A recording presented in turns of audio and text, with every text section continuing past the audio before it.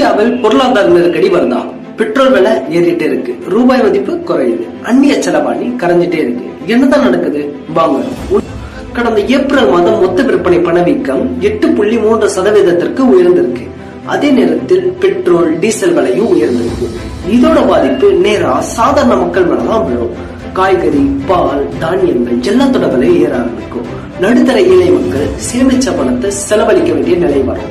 சர்வதேச அளவில் கச்சா எண்ணெய் விலை ஒரு பேரலுக்கு $120 வரை போயிருக்கு. இந்தியாவுக்கு தேவையான எண்ணெயில 70% வெளிநாட்டில் இருந்து தான் வருது. எல்பிஜி தேவையிலும் 60% இறக்குமதி தான்.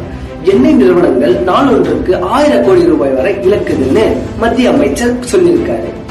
கோட்டக் மஹிந்திரா வங்கி நிறுவனர் உதய கோட்டக் மோசமான காலங்களுக்கு இப்பவே தயாராகுங்கள்னு எச்சரிக்கை விடுத்திருக்காரு. ஆனா இந்த நெருக்கடிக்கு போற மட்டும் காரணம் சொல்ல முடியாது. கடந்த 2 வருடமா இந்தியாவில் பொருளாதார நிலை ஏற்கனவே பாதிக்கப்பட்டுதான் இருக்கு. வெளிநாட்டு முதலீட்டாளர்கள் இந்தியாவை விட்டு வெளியேறிட்டு இருக்காங்க. உற்பத்தி துறை பலவீனமா இருக்கு. வேலை வாய்ப்பு சரியா உருவாக்கல. சீனா, வியட்நாம் மாதிரி நாடுகள் உற்பத்தியில் முன்னேறிக்கிட்டு இருக்கும் போது இந்தியா பின்தங்கிட்டு தான் இருக்கு. இப்போ ரூபாய் மதிப்பு வரலாற்றிலேயே பெரிய வீழ்ச்சியை சந்திச்சிருக்கு. அந்நிய செலவாணி கையிருப்பு வேகமா குறைஞ்சிட்டு இருக்கு. இந்த நெருக்கடி இன்னும் தீவிரமானா அதோட பாரம் ஏழை நடுத்தர மக்கள் மேலதான். அதனாலதான் இந்த மாதிரி ஆபத்தான பொருளாதார கொள்கைகளை எதிர்க்கணும், மாற்று வழிகளை பற்றி யோசிக்கணும். அதுதான் இன்றைக்கு ரொம்பவும் அவசியமும் கூட.